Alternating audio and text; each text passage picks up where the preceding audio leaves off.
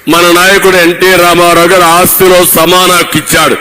ఆ రోజు సమాన హక్కు ఇస్తే జగన్మోహన్ రెడ్డి చెల్లికి ఆస్తులు హక్కు ఇవ్వకుండా అప్పిచ్చాడు. ఏం తల్లి చూశారు కదా మీరే. నిన్నే వాళ్ళ చెల్లి చెప్పింది నాకు ఇవ్వాల్సిన వాటా ఇవ్వకుండా ఈయన ఎక్కడ అన్న నాకు అర్థం కాలేదు, నాకు అప్పు కింద ఇచ్చాడని. అది మీరందరూ గుర్తుపెట్టుకోవాలి. ఈయన దయాదాక్షిణ్యాలు కాదు.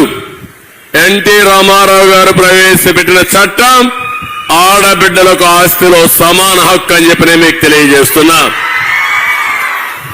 ఆడబిడ్డలు బాగా చదువుకోవాలని మహిళా యూనివర్సిటీ పెట్టాడు. స్థానిక సంస్థల్లో మీరు చూస్తున్నారు ఈరోజు మీ అందరూ చాలా మంది ఎంపీపీలు, జెడ్పీటీసీలు, జిల్లా పరిషత్ చైర్మన్స్ అయ్యారు. ఫస్ట్ టైం పెట్టింది